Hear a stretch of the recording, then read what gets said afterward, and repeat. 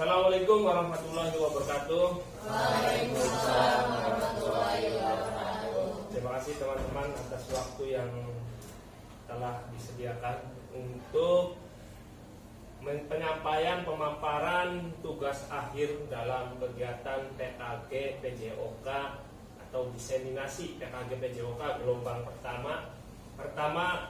Saya perkenalkan terlebih dahulu, nama saya Nur Hadi SPD. Saya mengajar di SMA 1 Sindang dan saya termasuk ke dalam kelompok 9 yaitu dalam PKG PJOK Kabupaten Indramayu.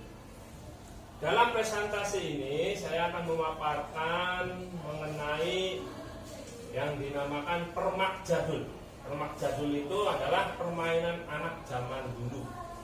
Di sini ada suatu kata yang maknanya sangatlah berarti bagi kita semua, yaitu bergerak itu mudah, sehat itu indah. Ya. Maknanya adalah ketika kita mau melakukan sebuah gerakan, berarti merupakan gerakan itu investasi buat kehidupan kita di masa yang akan datang. Di mana kita bergerak, berjalan, berlari, apapun yang kita lakukan untuk kesehatan kita merupakan suatu keindahan buat nantinya di masa yang akan datang. Baik. Selanjutnya dalam latar belakang dari permak jadul ini dilatar belakangi dari Indonesia memiliki permainan tradisional yang beragam. Permainan tradisional yang sangat menyenangkan dan banyak mengandung nilai-nilai positif. Permainan tradisional yang sering dimainkan oleh anak-anak pada zaman dulu cenderung mengandung nilai-nilai sosial, keterampilan dan pengalaman yang dapat diintegrasikan ke dalam pembelajaran pendidikan jasmani dan olahraga. Lewat permainan tradisional ini, anak-anak bisa belajar gotong royong ya. Ini nilai-nilai karakternya. Di sini ada saling menghargai, kekompakan serta kebersamaan. Hal ini tidak hanya membantu dalam pengembangan fisik dan sosial anak saja, tetapi juga mempromosikan penghargaan terhadap budaya lokal dan keberagaman.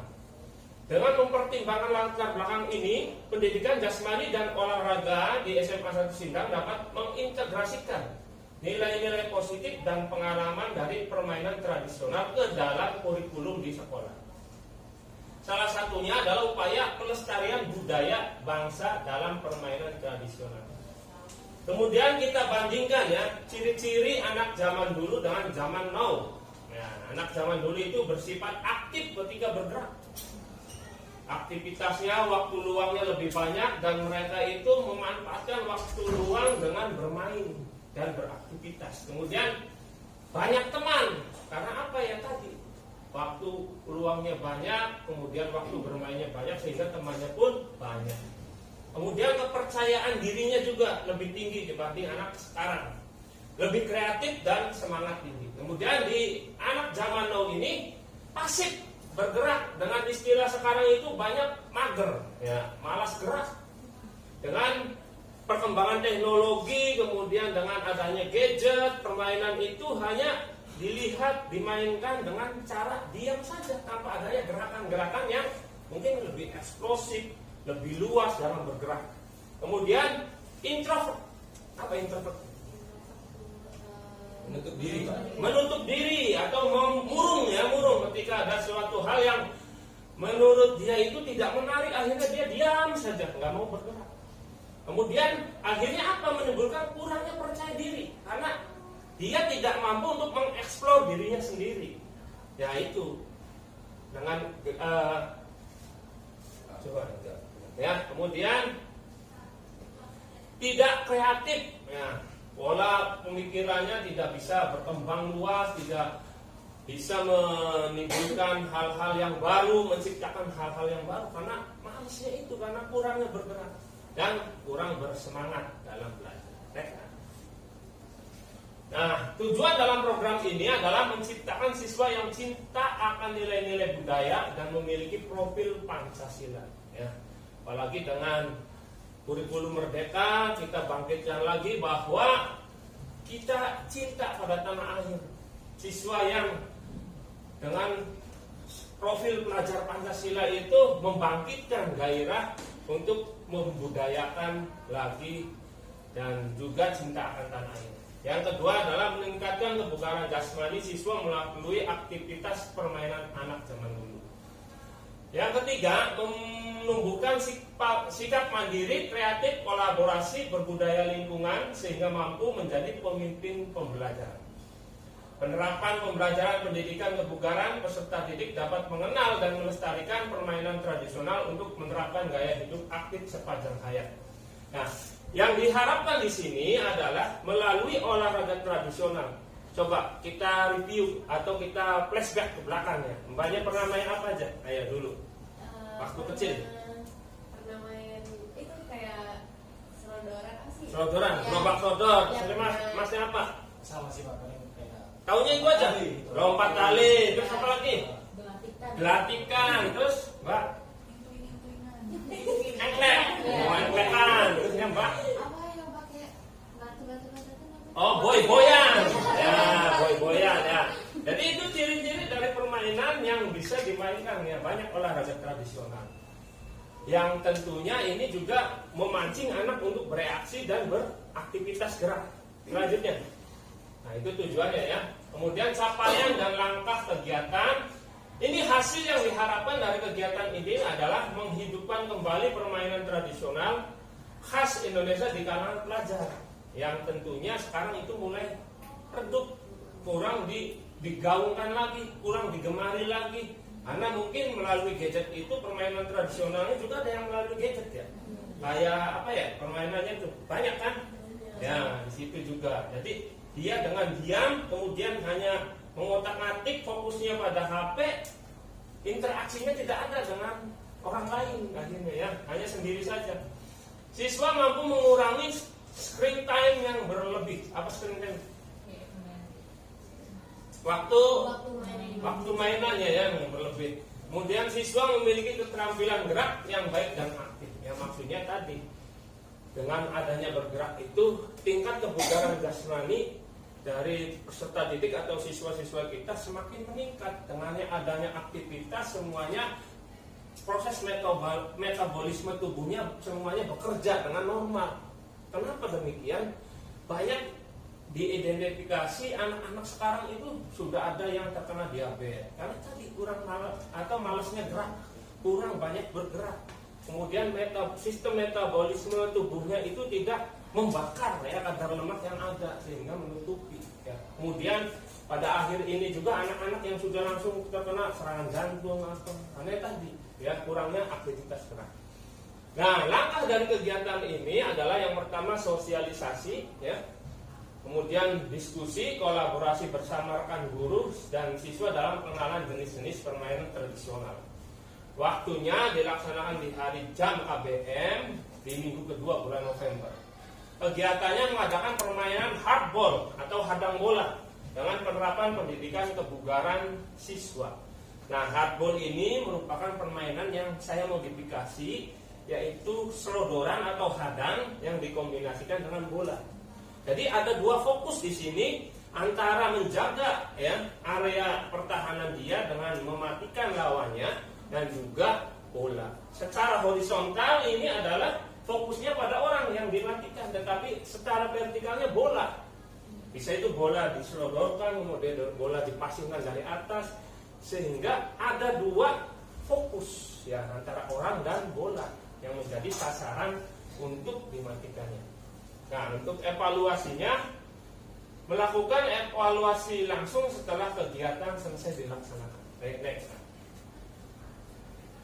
Nah, dalam struktur dan mitra dalam Kombel ini, ya Kombel itu komunitas belajar ya. Di sini itu di SMA 1 Sindang ada keseluruhannya dinamakan Kopisma. Kopisma semua di mata pelajaran. Tetapi untuk komunitas belajar PJOK sendiri adalah namanya PJOK Semansasi. Nah, keterlibatan di sini tentunya ada kepala sekolah yang memangku kebijakan. Apakah kegiatan ini bisa dilaksanakan di sekolah atau tidak? Tentunya saya sendiri sebagai guru PJOK yang menerapkan bentuk permainan ini. Sasaran targetnya adalah siswa kelas 11. Kemudian di sini ada mitra utamanya yaitu aset manusia. Adalah kepala sekolah, guru dan peserta didik. Fisiknya adalah lapangan sekolah, ruang kelas, dan sound system. Lapangan sekolah ini untuk mengimplementasikan dalam permainannya. Ruang kelas adalah untuk menyampaikan tata aturannya, ya. Kemudian sound system ini sebagai pengeras suara, yang tentunya mungkin kalau saya sendiri tanpa pengeras suara, suaranya udah kayak toa ya. Kemudian aspek sosialnya adalah wali murid, ya, pedagang juga. Pedagang di sini maksudnya dalam hal penyedia, ya, penyedia jasa ketika anak mungkin haus, ya, lapar atau apa. Kemudian sosialnya wali murid ini mengetahui bahwa anaknya itu beraktivitas di sekolahnya melalui permainan ini. Kemudian politiknya adalah kebijakan kepala sekolah yang tadi saya sampaikan, bahwa apakah ini direkomendasikan oleh pimpinan atau tidak. Secara finansial juga membutuhkan sebuah anggaran. Ya, mungkin penggunaan anggarannya untuk alat permainan, kemudian konsumsi, kebersihan, dan fasilitas lapangan. Lanjut. Nah, kapasitas sekolah SMA 1 Sindang di sini akan saya jelaskan mulai dari jumlah pengajar, ya. SMA 1 Sindang memiliki total tenaga pendidik dan kependidikan berjumlah 85 orang yang memiliki kompetensi di bidangnya dengan etos kerja yang bagus dan karakter yang baik. Dan para peserta didik yang berjumlah 1.295, 3 angkatan yang ada di sini. Siswa dengan kemampuan gerak yang cukup bagus. Kemudian halaman sekolah yang cukup luas, lingkungan alam yang mendukung sehingga memungkinkan untuk siswa bisa melakukan aktivitas gerak dengan leluasa.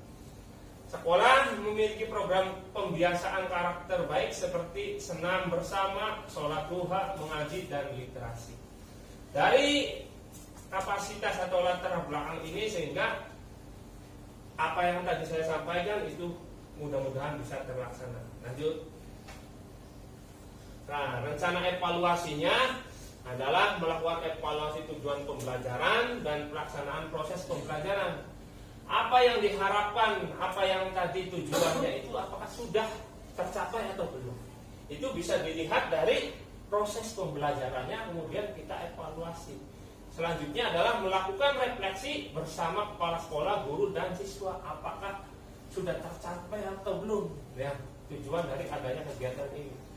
Kemudian melakukan pengembangan perbaikan, perubahan yang bermakna.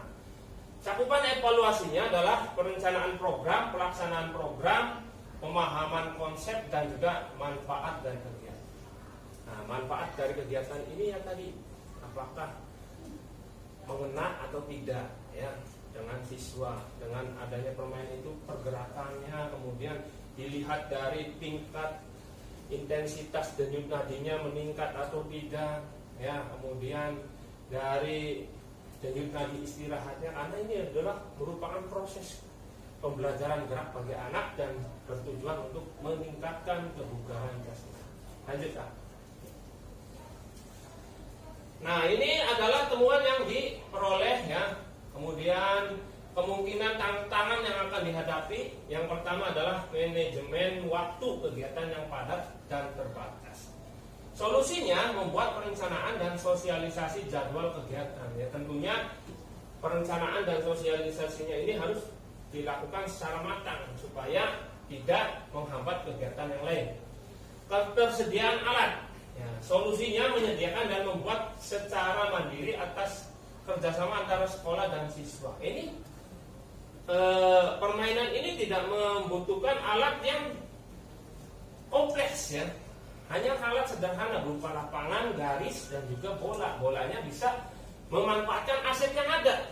Ya, asetnya apa? Misalkan kertas, ya, kertas bekas, kemudian apa yang bisa dibuat seperti bola aja. Kertas itu dipul-pul kan bisa, kemudian dikaretin, kemudian dibuat seperti bola. Nah, kolaborasi yang terbatas, solusinya adalah melakukan diskusi dan komunikasi secara berkala sebagai wujud evaluasi dan inovasi yang berkelanjutan. Tingkat antusias siswa yang beragam. Nah, emang di sini siswa itu karakteristiknya berbeda-beda. Ada yang satu aktif, ada yang satu hiperaktif, ada yang satu pasif, tidak mau. Jadi tergantung kesenangannya saja.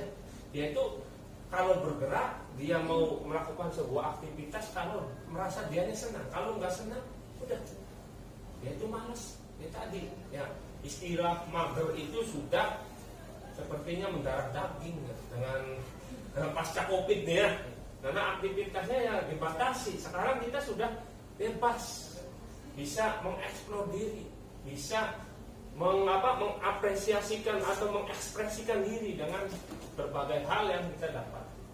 Ya, ini solusinya mengemas aktivitas yang menarik dan menyenangkan sesuai dengan kebutuhan, minat dan bakat siswa. Itu salah satu kuncinya.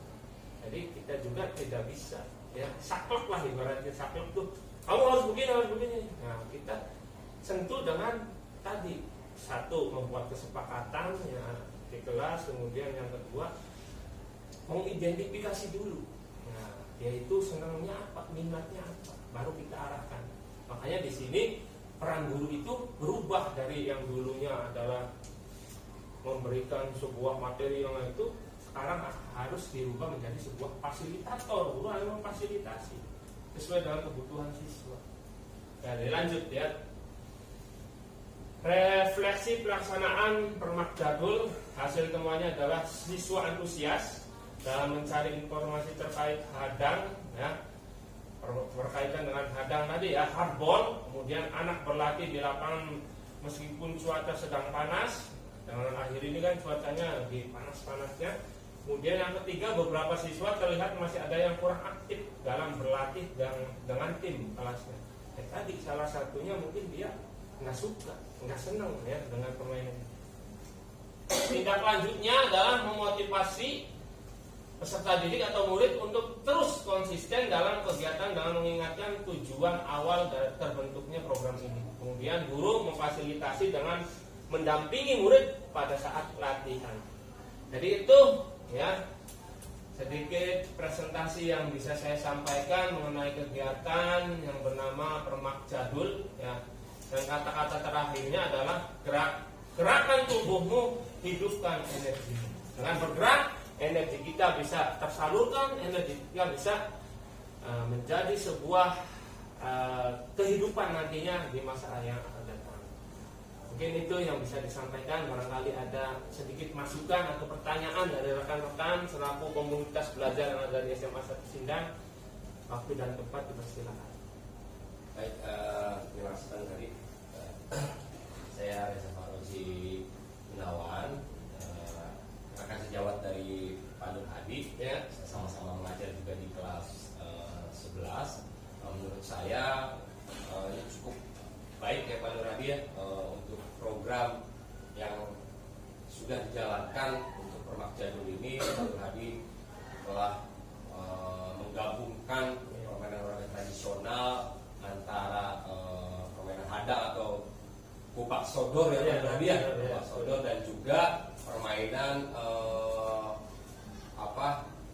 lempar tapak bola. Nah, ini jadi dua olahraga, satu tradisional, satu yang konvensional digabungkan menjadi satu, sehingga membuat anak cukup mungkin berantusias bergerak juga dan aktif, tidak hanya menunggu. Biasanya kan untuk olahraga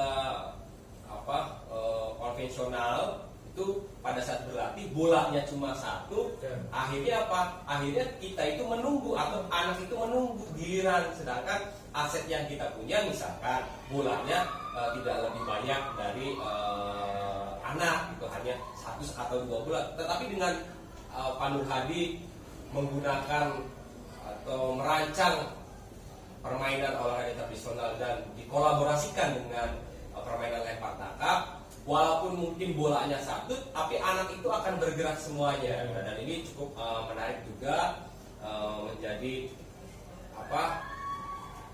permainan yang diangkat atau untuk pembelajaran. Untuk juga saya juga pribadi mungkin nanti ini bisa menjadikan bahan atau rujukan saya untuk pembelajaran nanti diimplementasikan di kelas yang saya ajar.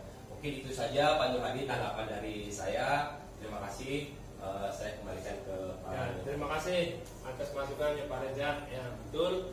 apa yang tadi disampaikan. Intinya dalam sebuah permainan itu bagaimana kita memberikan sebuah stimulus atau rangsangan kepada siswa untuk melakukan sebuah gerakan.